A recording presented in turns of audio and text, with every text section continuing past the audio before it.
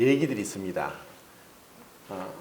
진짜인 논픽션도 있고 또 픽션도 있고 또 여러 가지 희극과 비극을 통해서 사람들의 그 심정을 감동시키고 또 눈물도 흘리게 하고 또 긴 여운이 있으면서 많은 이제 사람들에게 보편적으로 그런 감동을 주는 그런 드라마들을 영화, 소설이 많습니다.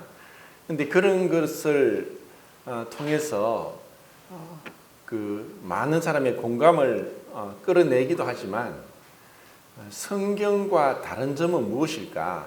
사실 성경에도 그 흔히 스토리텔링이라고 해서 이야기들이 우리 살아가는 모든 어디에나 동서고금을 막론하고 이 보편적인 얘기들이 있고 사실 다른 소설의 드라마와 영화와 다를 바 없는 것 같지만 그 차이점이 뭐냐면은 이 성경에서 말씀하는 것은 이러한 그 얘기들이 오래전에 또 다른 나라 민족 언어를 사용하는 문화를 속에 있는 이런 얘기들이 오늘 우리에게 나에게 또 적용이 되고 또 그것이 나의 삶을 변화시킨다는 점에서 분명히 세상적인 것과 다르다는 것입니다. 우리가 성경을 안다는 것, 이미 우리는 어느 정도 구원받고 교회생활을 하다 보면은 성경의 내용들을 알게 됩니다. 사실 한 번 들으면은 그렇다고 이제 잊어버리지 않고 우리는 기억하게 되고 그것을 알게 되는데 정말 그 성경에서 말씀하고 있는 내용들을 내가 다 알 수 있느냐? 그 장담할 수 있는 사람은 아무도 없을 것입니다. 왜냐하면 이것은 하나님의 살아계신 말씀이고 기록된 말씀이 그 영원하신 성령님에 의해서 우리 마음에 새겨지고 적용되고 깨달아지고 또 감동을 줄 때 그때 이 말씀은 살아 역사하면서 하나님의 말씀은 좌우의 말씀 금과 같아서 혼과 영과 육과 골수를 찔러 쪼개기까지 하며 우리 마음의 숨은 생각을 드러내면서 나의 모습을 보게 하고 그리고 내가 성령의 도우심으로 변화될 수 있는 이 그리스도를 닮을 수 있는 그 데까지 나아가게 하기 때문에 이 성경은 너무 중요합니다. 그래서 제가 이제 야곱의 삶을 쭉 이제 살펴보면서 여기서 야곱과 그의 아들을 통해서 하나님께서 허락한 것이 있다. 이제 이들의 삶은 사실 우리와 다를 바 없다는 것을 처음에 제가 말씀드렸습니다. 이들이 믿음의 조상임에도 불구하고 우리보다 월등히 뛰어나고 범접할 수 없는 그런 위인들이고 그리고 우리와는 정말 차원이 다른 그러한 존재들이라고 생각한다면은 우리가 보고 있는 이 말씀들이 어떤 유익도 없을 겁니다. 왜냐하면 나와 다르니까. 나와는 너무나 거리가 멀고 나는 도저히 그들의 발밑에도 따라가지 못할 자들이기 때문에 내가 이걸 보더라도 내가 어떤 감동은 받을지언정 내가 이것을 통해서 내 삶이 변화가 있겠느냐 하는 생각을 한다면 큰 오산입니다. 이들은 동일하고 우리와 동일한 성경을 가지고 있고 우리와 동일한 연약함과 죄악과 또 많은 부조리함 그리고 그런 모습들을 내포하고 있는 우리와 똑같은 사람입니다. 그런데 여기서 우리가 발견할 수 있는 것은 정말 그들의 삶이나 우리의 삶이나 그렇다고 해서 우리가 교만해져서 그들이나 너네야 다를 바 없다 그런 것이 아니라 우리가 동등한 사람들이지만 이러한 연약함과 이 부조리한 그리고 많은 죄악과 허물이 있는 가운데서 하나님께서 간섭하신다는 것. 하나님이 그들을 주목하고 있고 하나님께서 그들과 약속하셨고 하나님께서 그들을 이끌고 계시고 하나님이 원하시는 그 삶으로 그들을 점점 변화시키고 성숙시키고 있다는 것이 우리에게 정말 큰 교훈이 된다는 것입니다. 하나님이 나를 지금 구원하시고 왜 왜 빨리 천국 데려가지 않느냐? 하나님이 야곱에게 말씀하신 것처럼 우리에게도 허락한 것이 있다는 것입니다. 그리고 그 허락한 것은 우리가 이 모든 환경, 내가 처해 있는 인간관계와 환경과 문제와 여러 가지 모든 것들이 그분의 주권적인 뜻 가운데서 이것이 이루어졌고 조성되었기 때문에 우리가 그 하나님의 섭리를 거스르지 않고 인정하고 그분의 주권을 모든 삶 가운데 인정한다면은 우리는 우리의 삶에 있어서 이 야곱이 경험했던 것처럼 하나님의 손길을 경험할 수 있습니다. 그리고 우리는 변화될 수 있습니다. 우리는 정말 그런 희망이 있습니다. 그 소망보다 큰 것이 없습니다. 단순히 결국에 가서 결과론적으로 우리가 천국 갈 것이고 그때는 모든 것이 해결될 것이다 하는 소망 가운데, 막연한 소망 가운데 하루하루 그렇게 보내는 것이 아니라 정말 주님이 원하는 게 무엇일까? 그리고 이 말씀 가운데 우리의 삶의 순간순간 가운데서 내 모습을 보게 하시고 때로는 그것이 우리에게 큰 좌절과 낙담과 그리고 그 말할 수 없는 그 어떤 자포자기까지 될 수 있는 도저히 나는 불가능해, 희망이 없어, 이런 어떤 처절하게 자기 자신으로부터 깨어지고 부서지지 않는다면은 우리는 자기 부인이 일어날 수 없고, 그러지 않고 우리가 그냥 승승장구하고 문제가 없이 모든 일이 잘 되어 간다면은 우리는 어쩌면 자기 의를 가지고 주님을 섬기면서 그것이 주님을 잘 섬기는지 착각 속에 있을 수도 있습니다. 때로는 우리에게 큰 어떤 질병이 올 수도 있고, 또 때로는 인간관계가 완전히 뒤틀어질 수도 있고, 또 때로는 우리가 처한 그 환경이 말도 안 되게 공고하게 우리를 힘들게 할 수도 있는 그러한 것들은 왜 그런가? 하나님이 우리를 만지시고 있다는 것입니다. 그리고 우리를 깨뜨리길 원하십니다. 우리의 그 자기의, 자기 사랑, 자기만을 생각하는 자중심적인 그 사고를 깨뜨리고 참으로 그 넓고 넓은 하나님의 그 사랑, 그 조건 없이 끊임없이 베푸시면서 그 모든 의인과 악인에게 햇빛을 주시고 선인과 그 의로운 자 불의한 자에게 비를 주시면서 우리 인생을 보살피고 또 그 사랑하시는 그분을 우리가 바라보면서 그분의 그 온전함을 닮아가도록 한다는 것입니다. 자, 창세기 37장을 보겠습니다. 누가 마이크를 잡고 좀 읽어주면 좋겠습니다. 37장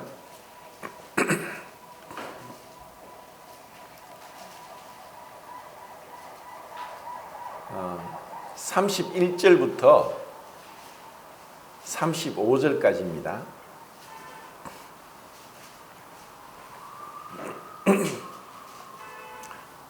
시작.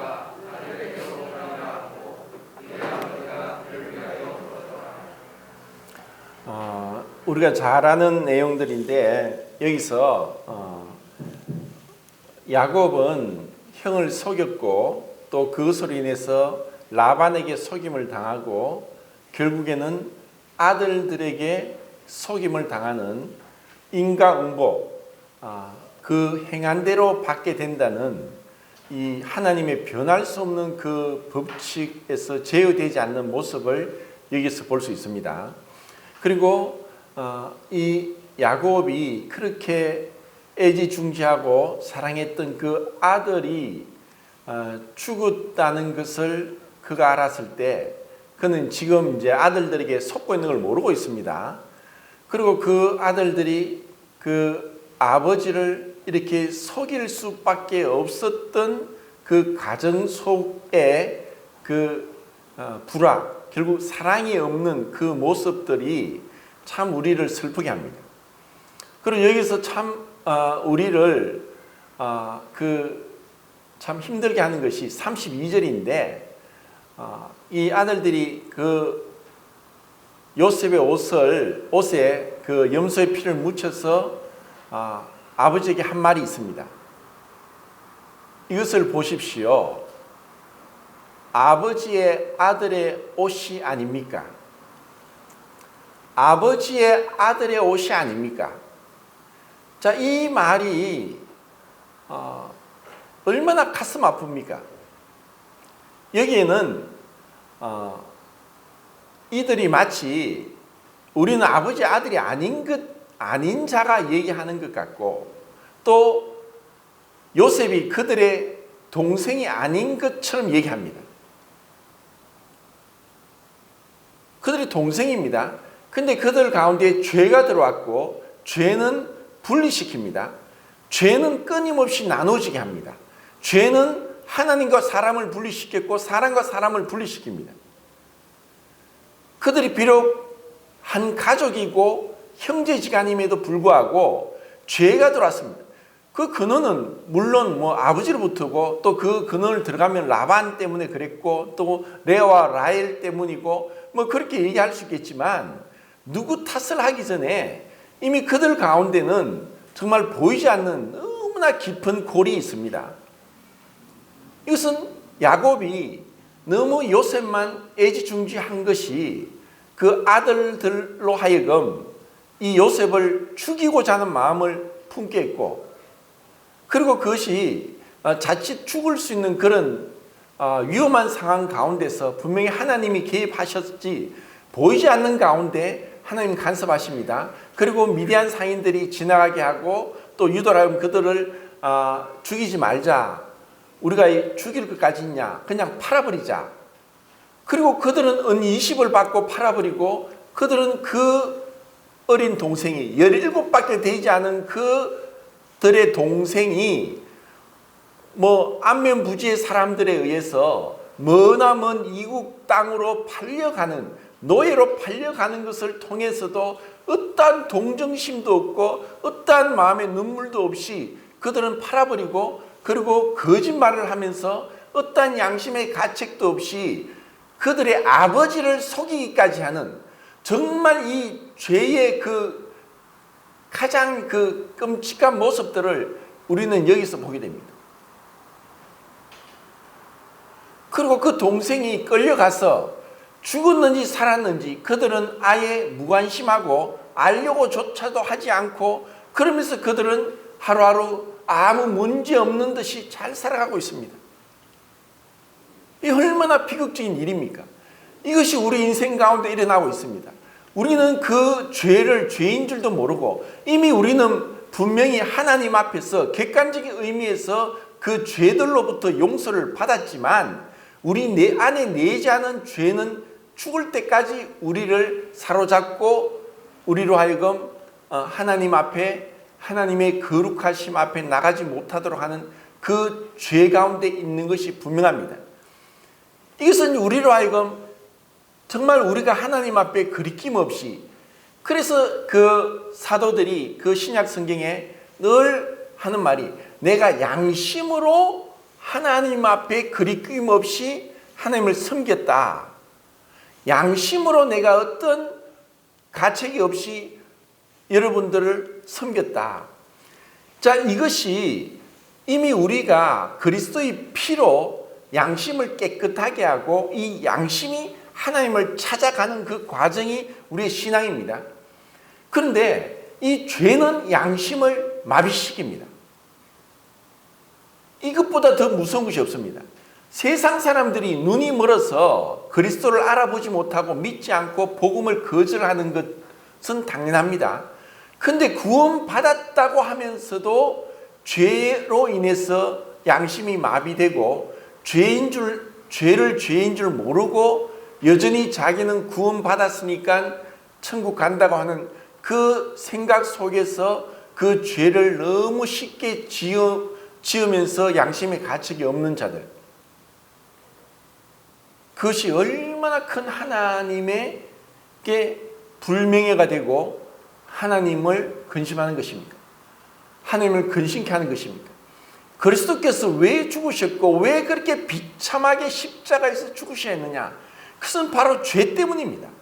하나님은 거룩하시기 때문에 어떠한 죄도 용납하실 수 없습니다. 그 하나의 죄도, 그 자그마한 죄도 하나님은 참아 보실 수 없는 것입니다. 이제 이 야곱의 가족들 가운데 짙은 어둠의 그늘이 내려져 있습니다. 어디서부터 고쳐야 되고 무엇을 어떻게 해야 될지 모르는 그런 상황 가운데 있습니다.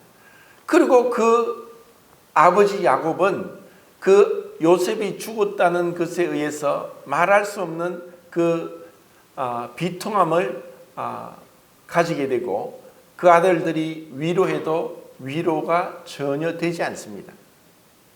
이런 상황 가운데 있습니다. 요셉이 이렇게 어떻게 얼마나 무섭고 두렵고 정말 죽을지도 모르는 아무런 보호도 없이 그 당시에는 무법천지였습니다. 그런 가운데 요셉이 살아있을까 죽었을까 어떻게 됐을까 얼마나 곤혹 가운데 처해 있을까 이것을 그 아들들이 그 형제들이 그 형들이 조금이라도 생각했을까요?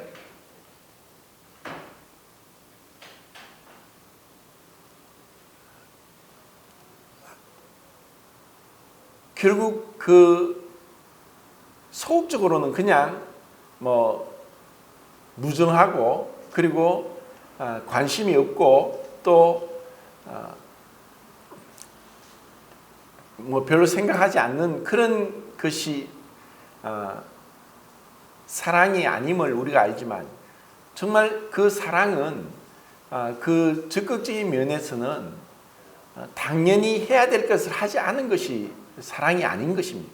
당연히 그들이 동생을 보호해야 되고 그리고 아버지 비록 그 야곱이 라헬을 사랑함으로 라헬에게 난 그 요셉만을 애지중지하는 것이 그들에게 못마땅할 수도 있고 또 그것이 어떤 이 동생에 대한 미움과 시기가 있을지는 몰라도 이 동생을 이렇게까지 죽도록 내버려 두는 가운데 무관심하게 내버려 둔 것, 이것이 바로 끔찍한 죄고 주님은 이것을 이들에게 보게 하시고 고치길 원하십니다.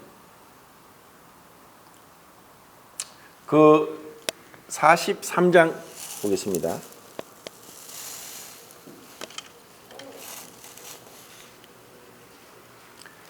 6절부터 9절까지입니다.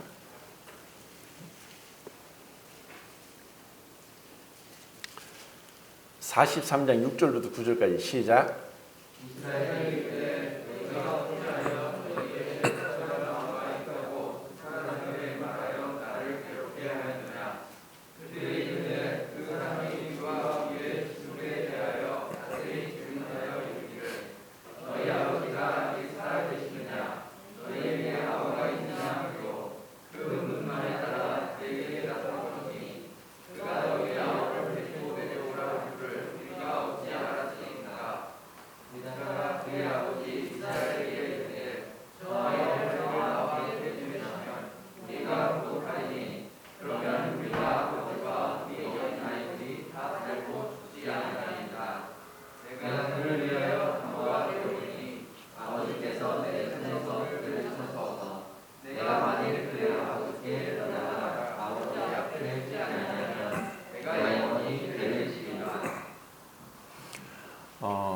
이제는 이제 그 세월이 얼마나 지났냐? 아까 그 본 곳에서 얼마나 지났죠? 22년이 지났습니다. 요셉이 17세에 팔려갔고 30세에 총리가 되기까지 정말 죽을 고생을 했습니다. 그런데도 하나님이 함께 하셨죠. 그 고난 가운데서 하나님이 함께 하셨다고 했고 요셉을 연단시키셔서 총리가 되게 하셨고 그리고 7년 풍년 동안 하나님이 그 지혜를 주셔서 양식을 거둬들이게 하셨고 그리고 그 이후에 7년 흉년을 대비하게 하셨습니다. 그래서 그 흉년이 2년째 되는 때에 더 이상 먹을 것이 없다 보니까 소문에 애굽에는 양식이 있다 해서 그 많은 그 이제 양식을 바꿀 수 있는 그 당시에 돈이 없어서 여러 가지 그 토산물을 가지고 그 야곱이 아들들에게 이제 애굽에 가서 양식을 구해오게 했습니다. 그리고 양식을 구해 돌아왔었고 그리고 돌아올 때 요셉이 그 형들인 줄 알고 요셉은 나가서 몰래 울다가 다시 들어왔는데 잘 보시면 요셉이 7번 울었다라 하는 그 장면을 우리가 보게 됩니다. 근데 그 요셉이 왜 그렇게 형들에게 먼저 내가 요셉입니다 하고 알리지 않았을까? 그것은 하나님이 요셉에게 사람의 심리를 꿰뚫어 보고 또 그들의 죄에 대해서 회개하고 그리고 정말 그들 형제들 가운데 들어온 그 죄, 그 사랑이 없는 것에 대해서 변화시키고자 했던 주님의 마음으로 그들을 다루고 계시는 것을 그리고 그 아버지 야곱으로 하여금 진정으로 그 요셉에 대한 그 사랑이 요셉에 그치는 것이 아니라 그 아들들에게까지 미치고 야곱을 변화시키고자 하는 그런 하나님의 섭리를 요셉이 대행하고 있습니다. 그리고 그 동생에 대해서 이미 알고 있으니까 베냐민을 데려오라. 그러면은 이 시몬을 풀어주겠다 해서 시몬을 지금 붙잡아 놓고 있는 상황입니다. 그리고 이제 그들이 양식을 가지고 왔는데 시간이 지나면서 가져온 양식이 다 떨어졌습니다. 그래서 다시 양식을 구하러 애굽으로 가야 될 그런 가운데 있는데 다시 가려면은 베냐민을 데려가야 됩니다. 베냐민을 데려가지 않으면 양식을 구할 수도 없고 시몬도 거기서 나올 수 없습니다. 이런 가운데 이제 그들 가운데 논쟁이 벌어졌습니다. 야곱은 절대로 베냐민 보내줄 수 없다. 아니 요셉도 죽었는데 어떻게 베냐민을 보내느냐. 이런 가운데 그들은 그 선택은 하나밖에 없습니다. 베냐민을 데리고 가야만 양식을 구해오고 그 야곱의 가족들이 살 수 있는 길은 한 가지밖에 없습니다. 그러면 야곱이 베냐민을 내보내야 되는 거예요. 그런데 야곱은 그렇게 못하겠다. 여기서 유다에게 놀라운 성경에서 제일 먼저 나오는 그 단어 여기서 뭐라고 했습니까? 담보. 내가 내 몸을 담보해서 베냐민을 다시 데려오겠습니다. 이 담보는 뭐냐? 흔히 보증 서지 마라. 잘못 보증 서면 자기가 다 잃어버립니다. 유다가 내가 내 몸을 담보했으라도 내가 베냐민을 데려오겠습니다 하고 아버지를 설득한 것입니다. 유다에게서 이와 같은 마음이 결국 아버지 마음을 움직였고 요셉의 마음을 움직였습니다. 유다가 이와 같이 내가 이 몸을 볼모 잡고 내가 죽더라도 베냐민은 다시 돌아오게 하겠습니다. 그래야 우리가 다 삽니다. 그래야 우리가 양식을 가져올 수 있습니다. 그 유다에게 있는 이 마음이 결국 그들을 살렸고 또 하나님이 우리에게 이와 같은 마음을 갖게 하십니다. 이것이 바로 예수 그리스도의 마음입니다. 예수 그리스도께서 그분은 어떠한 부족함도 없고 또 이 땅에 성육신 하실 필요도, 십자가를 지실 필요도, 죽으실 필요도 없습니다. 그분에게 우리가 그렇게 해달라고 요구할 권리는 절대로 없습니다. 감히 어떤 천사도 어떤 사람도 예수님한테 이렇게 하셔야 된다고 할 수 있는 자가 없습니다. 우리는 당연히 죽어야 될 자입니다. 그런데 지금 여기서 이 가족들 상황에서 볼 때 유다가 이렇게 할 필요 없습니다. 아니 내가 왜 죽습니까? 아니 아버지는 오로지 요셉과 베냐민밖에 없고 우리를 아들로 취급했습니까? 아버지 지금 시몬이 잡혀있는데 시몬이 잡혀있는 것에 대해 생각을 합니까? 시몬은 당신 아들 아닙니까? 왜 베냐민만 생각합니까? 어떻게 아버지 끝까지 이럴 수 있습니까? 아버지 그 고집 때문에, 아버지 그 아집, 아버지가 오로지 요셉과 베냐민을 사랑하는 것 때문에 우리 안에 이와 같이 끔찍한 살인이 일어났고 또 이와 같은 끔찍한 일이 일어났지 않습니까? 아버지가 우리 가족을 망치는 겁니다. 하고 오로지 아버지에게 대들면서 아버지에게 강제적으로 해서 베냐민을 데리고 갈 수도 있는 자들입니다. 왜냐? 시몬과 레이가 무엇을 했습니까? 시몬은 잡혔지 레이가 무엇을 했습니까? 세겜의 그 하몰의 그 사람들 다 죽였지 않습니까? 정말 그들에게는 분노가 있고 또 살기가 있고 그리고 그것을 행할 만한 능력이 있습니다. 그리고 우리는 역사적으로 그런 일들을 보고 있습니다. 이스라엘에서도 다른 나라에서도 우리나라에서도 자기가 권력을 차지하기 위해서 존속 살인을 하고 있는 그런 것도 우리가 보지 않습니까? 여기서 유다가 이와 같이 할 수 있었던 것이 바로 주님의 마음이고 또 유다를 변화시켜서 하나님께서 야곱을 깨닫게 하십니다. 자, 그 다음 보겠습니다.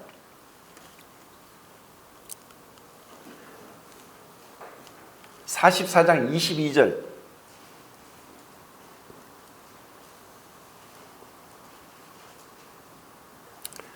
시작.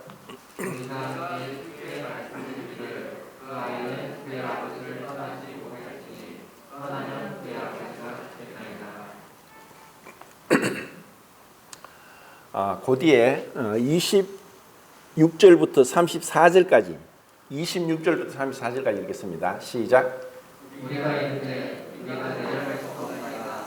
우리 망령하고 같이 그냥 들어가나 망령하고 우리와 함께 같이 아니하면 그 하나님의 얼굴을 볼 수 없으니까 주의 종이 우리 아버지가 개인이 이르되 너희도 알거니와 내 아내가 내게 구하기를 하였다. 하나님께서 나갔으므로 내가 나갈 길을 틀림없이 지켜주지 못하고 내가 다시 급한 길을 내놓지 못하거늘 너희가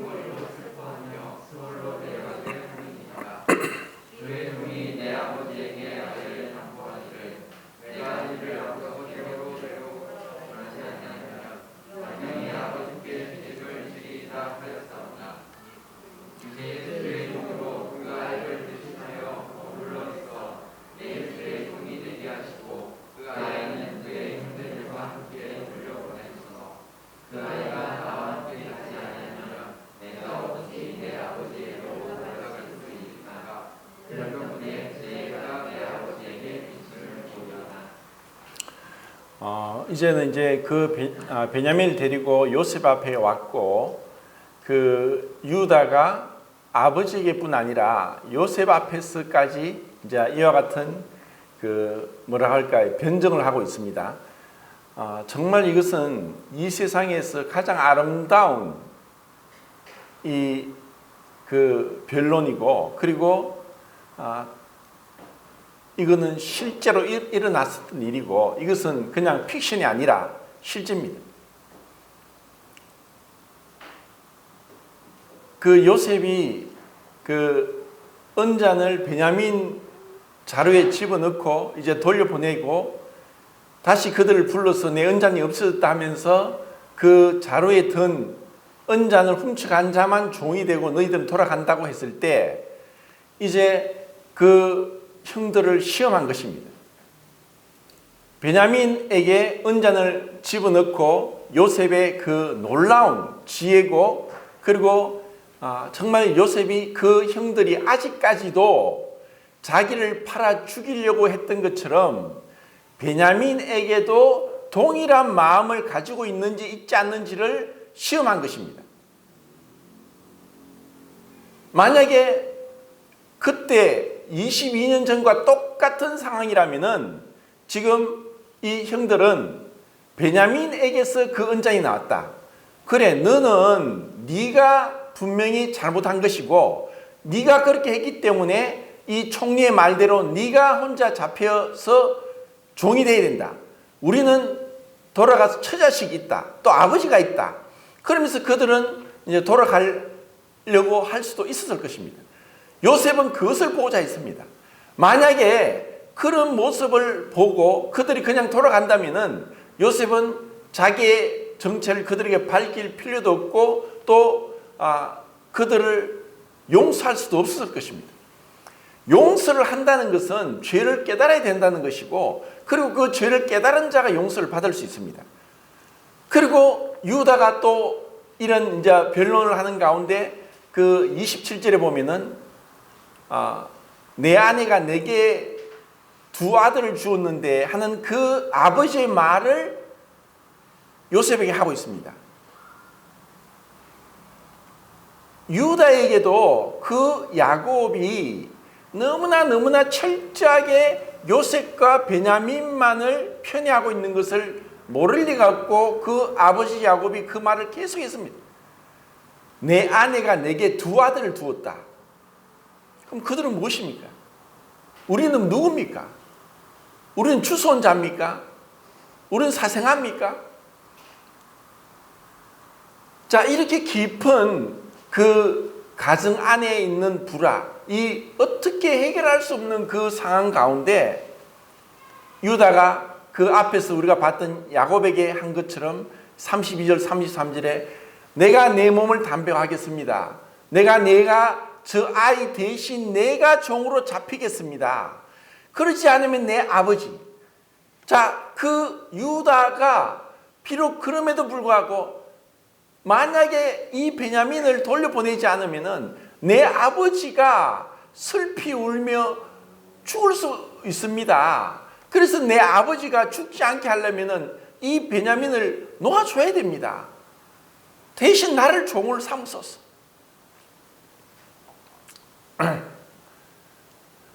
유다가 이렇게 그 동생에게 실질적으로는 실제로 이렇게 할 필요가 없습니다. 배다른 동생이고 어차피 가정 안에 짙은 어둠이 깔려 있고 그리고 아버지도 지금 죽은 요셉은 이제 죽었으니까 베냐민밖에 생각하지 않고 자기가 돌아오지 않더라도 슬퍼하지 않고 베냐민만 돌아오면은 아버지는 괜찮게 잘 살아갈 사람이라고 유다는 생각했을 것이고 다른 그 아들들도 생각했을 것입니다. 아버지에겐 베냐민밖에 없어요. 그러니까 베냐민만 돌아가면 되는 거예요. 시몬이 잡혀있던 유다가 다시 종으로 잡혀있던 그것에 대해서 신경 쓰지도 않을 것이고 그런 아버지에 대해서 이 유다가 그 아버지를 생각합니다. 내 아버지가 그렇게 슬피 울며 죽을 것입니다. 나를 대신 종으로 삼으소서. 내가 내 몸을 담보하겠습니다.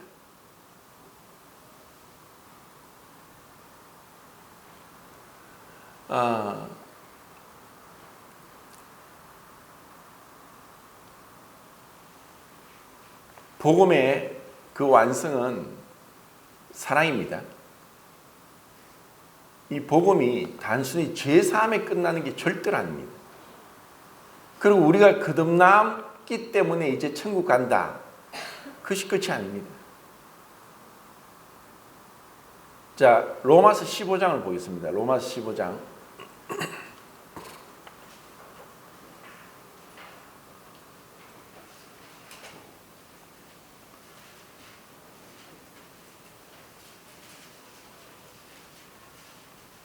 1절, 2절, 3절 읽겠습니다. 시작.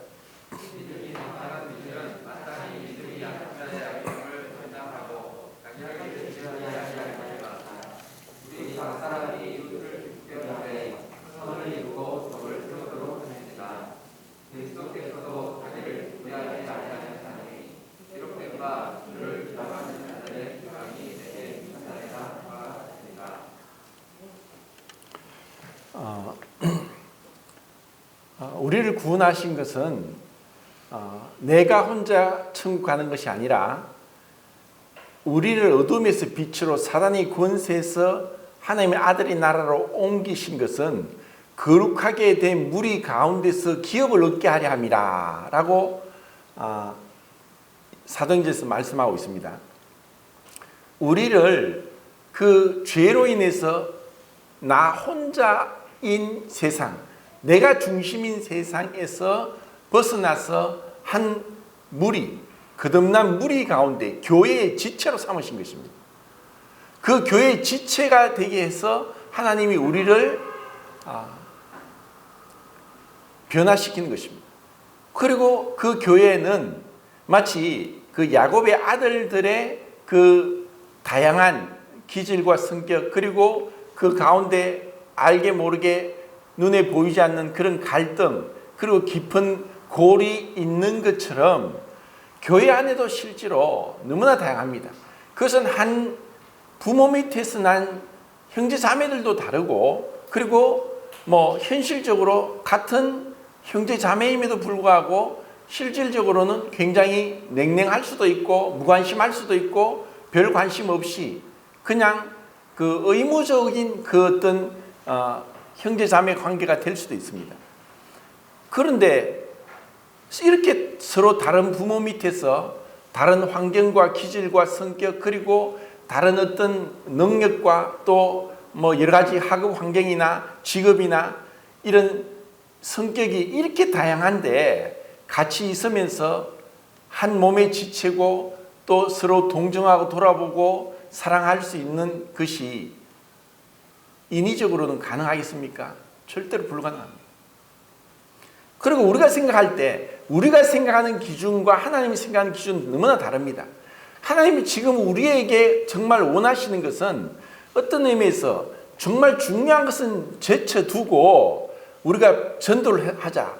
이번에 가족 캠프에 많은 구조자를 데려오고 수많은 사람이 구원받게 하고, 그래서 점점점 차고 넘쳐서 이 세상을 복음화시키자. 분명히 그것이 우리의 사명이고 우리가 그렇게 해야 됩니다.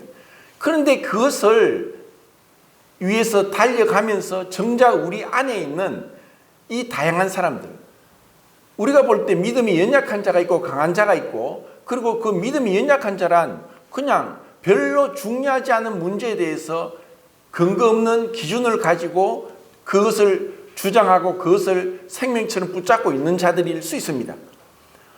왜냐하면 우리는 전부 다 다양한 어떤 편협한 그런 사고를 하고, 그리고 온전하지 못한 비합리적인 그런 모순 속에 있는 자들이 바로 우리입니다. 그러다 보니까 내가 저 사람을 볼 때, 저 형제나 저 자매를 볼 때 답답하게 왜 저럴까? 판단하기 쉽고, 그리고 그것으로 인해서 분리되고 그것으로 인해서 무정하게 무관심하게 될 수 있습니다. 정말 그 사람 입장에서 우리가 그 사랑을 배우는데 제가 지금 5가지 배려하고 자기 중심성에서 벗어나서 자기를 기쁘게 하지 않고 상대방을 기쁘게 하고 용납하고 인내하고 존중하고 헌신하는 이러한 모습들을 우리가 이 교회 안에서 그리스도를 바라보면서 배워나가도록 하는 것입니다. 하나님께서 야곱으로 하여금 야곱이 그런 그 147년이란 사는 그 가운데 그 야곱으로 하여금 그 오랜 세월 동안 하나님이 그를 변화시켜서 단순히 이름만 이스라엘로 바꾼 것이 아니라 그 마음 가운데 정말 자기가 애지중지하고 붙들고 있었던 것에 대해서 그것을 깨뜨리고 놓고 부수고 그것을 불태워버림으로 인해서 그 주님의 그 사랑에 근접할 수 있는, 가까이 갈 수 있는 그 길을 마련했다는 것, 그것이 축복입니다. 그것이 야곱을 향한 축복입니다. 그리고 하나님도 우리에게 그런 축복을 주시길 원하십니다.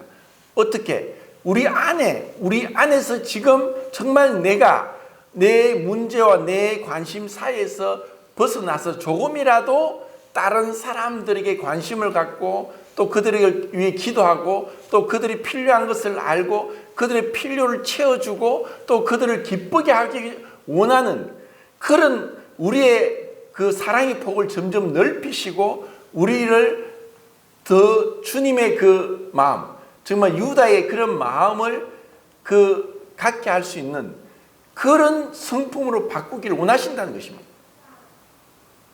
그래서 이제 그 밑에 또 7절에 보면 너희가 서로 용납하라. 정말 우리에게 이 죄는 작은 것도 죄고 큰 것도 죄입니다. 내가 무관심한 것도 죄고 또 비판하는 것도 죄고 또 그들을 위해 섬기고 존중하고 인내하고 용납하지 않는 것도 죄입니다. 세상에 누가 냐고 맞겠습니까? 나중에 청년들이 결혼하고 자식을 낳아보십시오. 그러면 그 자식들이 내 마음에 어릴 때는 모르지만 크면서 내 뜻대로 그렇게 움직여 주느냐? 절대로 그렇지 않습니다. 그리고 내가 아무리 사랑하는 자와 결혼했다 할지라도 그 사람과 항상 그 마음이 맞느냐? 절대로 그렇지 않습니다. 그래서 문제는 상대방이 아니라 내 자신이라는 것입니다. 그래서 내가 이런 주님으로부터 내가 그리스도로 인해서 내가 깨어지고 자기가 부인되면서 주님께 나아가지 않으면은 우리에게는 참된 사랑은 실천되기 어렵다는 것입니다. 자, 고린도전서 뒤에 또 보겠습니다. 고린도전서 12장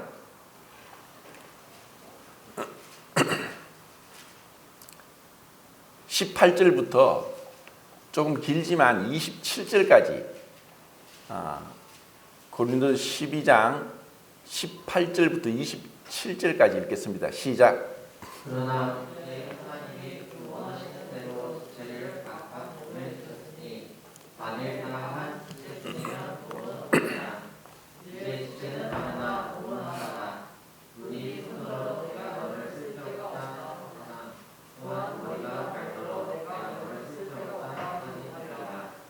그뿐 아니라 더 약하게 보이는 몸의 지체가 도리어 우리하고 우리가 몸에 덜 귀히 여기는 그것들을 더 높이 손으로 입으며 우리의 아름답지 못한 지체는 더욱 아름다운 것을 얻느니라. 그런즉 우리의 아름다운 지체는 결정하니라. 오직 하나님이 몸을 부르게 하여 그러한 지체에게 기념을 받아 몸 가운데서 분쟁이 없고 오직 여러 지체가 서로 같이 교류하게 하시느니라. 만일 한 지체가 교통을 얻으면 모든 지체가 함께 교통을 얻고 한 지체가 열방을 얻으면 모든 지체가 함께 즐거워하느니라. 너희는 그리스도의 몸이요 지체의 각 부분이라. 네, 지금 12장에서 그 은사에 대해서 말씀하셔서 몸의 비유를 들고 있고 그리고 그 은사는 몸을 세우기 위함이고 결국 교회의 덕을 위해서 교회가 교회의 기능을 발휘하도록 각자의 그 은사가 활용되도록 하는 것이 그 은사를 주신 목적이고 또 고린도서 12장에서 말씀하고 있습니다. 그런데 점점 그 몸에 대한 지체다, 우리가 한 지체다, 한 몸의 지체다고 얘기하면서 결국 어디까지 이르고 가느냐? 13장까지 이르고 갑니다. 그것은 바로 사랑입니다. 최고의 은사는 뭐냐? 사랑이라고 얘기하는 것입니다. 그래서 내가 비록 어떤 이제 크게 나눠서 말하는 은사, 섬기는 은사 이런 은사가 없을 수 있지만 그런 은사보다 더 우리가 사모해야 되고 더 우리가 힘써야 될 것은 사랑이란 것입니다. 그것을 어디에서 알 수 있느냐? 우리 몸의 지체 26절에서 한 지체가 고통을 당하면 모든 몸이 아픕니다. 한 지체가 영광을 받으면 모든 몸이 영광을 받는 것처럼 이것을 깨닫는 것입니다. 그래 이것이 정말 흔히 그런 얘기를 합니다. 우리의 속담에 사촌이 땅을 사면 배가 아프다는 말이 있습니다. 그런데 이런 비슷한 속담이 이스라엘에도 있습니다. 이스라엘에는 뭐냐? 사촌이 땅을 사면 잔치를 벌인다. 왜냐? 그들은 깊은 어떤 혈령 공동체, 민족 공동체, 종교 공동체입니다. 사실 그들에게 그런 정이 있습니다. 우리나라도 사실 얼음이 닫히면은 똘똘 뭉칩니다. 근데 평상시에는 서로 나누고 당파 싸움하고 싸우고 난립니다. 올림픽에서 경기를 하는데 올림픽은 어떻게 하든 기록을 잘 내어서 메달을 따는 게 그들의 목표입니다. 이를 위해서 4년, 10년, 20년을 그들은 피땀 흘리면서 훈련을 합니다. 그런데 만약에 그 경기 중에 누가 쓰러졌다, 넘어졌다 하면은 사실 그 경기 중에는 모르지만 끝나고 나서 그 쓰러진 선수를 찾아가고 돌아보고 하는 두 나라가 있답니다. 한 나라는 이스라엘이고 또 한 나라는 한국이랍니다. 우리에게는 어쩌면 정이라는 게 있습니다. 정이란 뭐냐? 정은 그 감정을 함께 나누고자 하는 것입니다. 함께 기뻐하고 함께 슬퍼하는 것입니다. 이것이 그래서 로마서 12장에서 즐거워하는 자들과 함께 즐거워하고 우는 자들과 함께 울라. 이것이 교회입니다. 이것이 사랑입니다. 이것을 우리가 경험하고 배우기를 원하는 것입니다. 아니 왜 저 형제가 저 자매가 고통을 당하는데 왜 그것이 나의 고통이 되느냐. 지난주 월요일날 그 김명 자매님이 이제 유방암 수술을 했습니다. 그래서 제가 이제 그 직접 통화를 못하고 이제 수정 자매하고 이렇게 연락했는데 너무 아파서 밥을 못 먹는데 밥을 못 먹을 정도 힘든 거예요. 사실 우리는 같은 지체로 있으면서도 그런 어떤 고통에 대해서 내가 한다 하니까 몰라요. 같은 집에 살면서도 옆에 사람이 감기 걸리고 몸이 아프다 해도 그것이 내 아픔이 안 되는 거예요. 아무리 사랑하는 사람이 그래도 그 아픔이 내게 안 오는 거예요. 그런데 주님은 우리와 함께 고통을 나누고 함께 하기 위해서 육체를 입었습니다.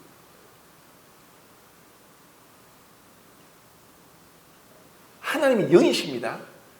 근데 그 영이신 하나님이 육체를 입었습니다. 왜? 함께 그 고통 속에 들어가는 것. 그것이 진정한 사랑입니다. 이것을 오늘 쉼파데오라는 단어가 있는데 딱 두 번 나옵니다. 최휼. 개혁 성경에 최휼로 나옵니다. 개혁 개정에는 동정으로 바꿨지만 히브리서와 베드로전서에서 그분이 육체를 들어가서 함께 고통을 겪는 그분이 우리와 같은 육체를 입으신 것은 하나님은 죽일 수 없었기 때문에 우리를 위해 죄에 대한 심판을 받아 죽기 위해서 오셨다는 것뿐 아니라 그분이 그 공생에는 3년 반이었지만 그 앞에 30년을 그리고 그 마리아의 뱃속에서 10달을 그 영이신 하나님이 육체를 입으셨다는 것입니다. 우리와 함께 고통을 나누고 우리와 함께 슬퍼하고 우리와 함께 하기 위해서 이것이 그분의 진정한 사랑의 표현이었습니다. 이보다 더 위대한 사랑 없습니다.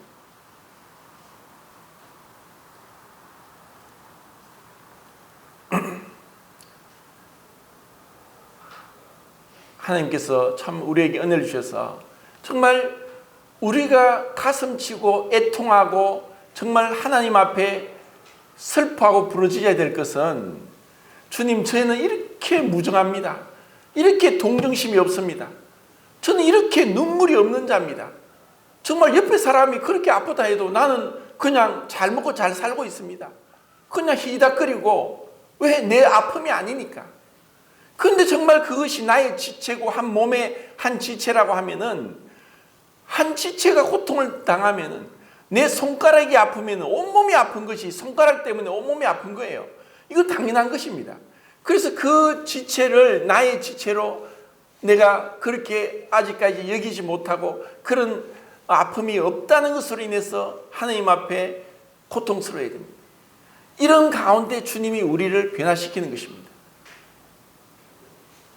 이제 말씀을 정리하겠습니다. 창세기 49장으로 다시 돌아오겠습니다.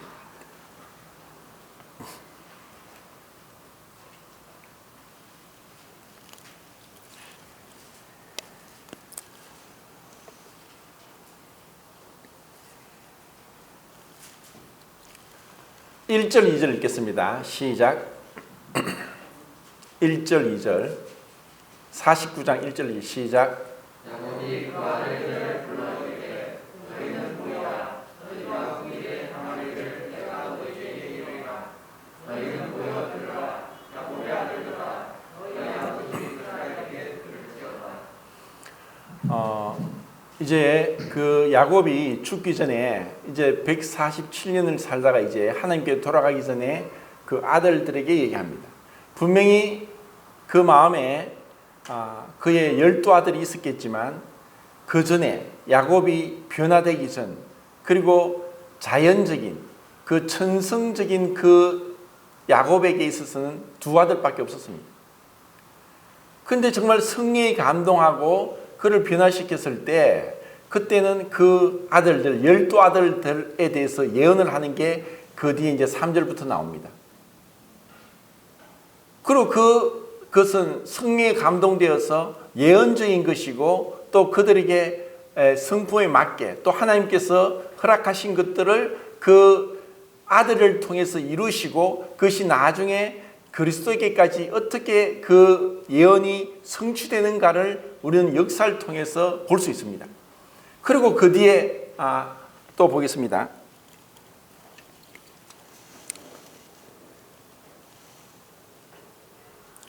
28절부터 31절까지입니다. 28절부터 31절까지 시작. 그들은 이스라엘을 주시마 이와 같이 그들의 아버지가 그들에게 말하고 그들에게 축복하였으니 곧 그들을 각 사람의 분량으로 축복하였더라. 그가 그들에게 명하여 이르되 내가 내 조상들에게로 돌아가리니 나를 햇사람 에브론에 밖에 있는 그의 우리 선조와 함께 장사하라. 이 굴은 가나안 땅 아브라함 밖에 있는 것이라.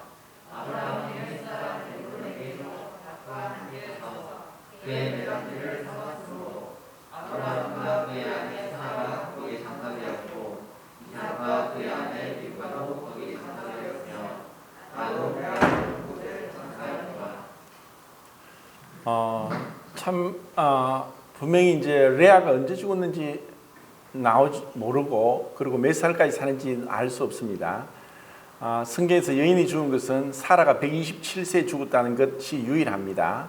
라헬이 그 에브랏 베들레헴에서 죽었다는 것도 우리가 알게 됩니다. 베냐민을 낳다가 베논이라고 했지만 야곱이 베냐민으로 이름을 고쳤죠. 그리고 그곳에 장사를 했습니다.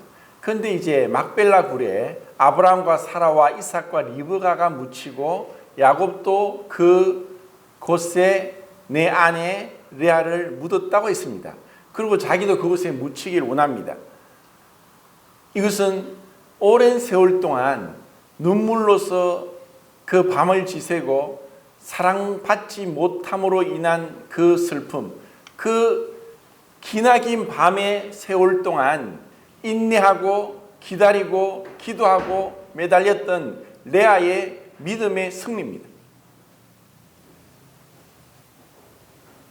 야곱은 정당하게 내 아내는 라헬밖에 없습니다. 나는 라헬을 사랑했습니다. 그리고 내 아들은 둘입니다. 요셉과 베냐민입니다. 야곱이 그렇게 생각한 그 많은 세월 동안 레아는 가슴에 정말 비수가 꽂히는 것처럼 얼마나 힘들었겠습니까?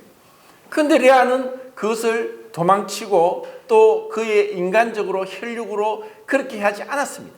그는 믿음으로 기도하면서 정말 주님을 바라보았고 인내했고 그리고 꿋꿋하게 그 자리를 지켰고 결국은 그 야곱으로 하여금 아내라고 하는 내 아내 그 레아를 내가 그 막벨가로 장사했다고 하는 그런 고백을 우리가 듣게 한 것입니다.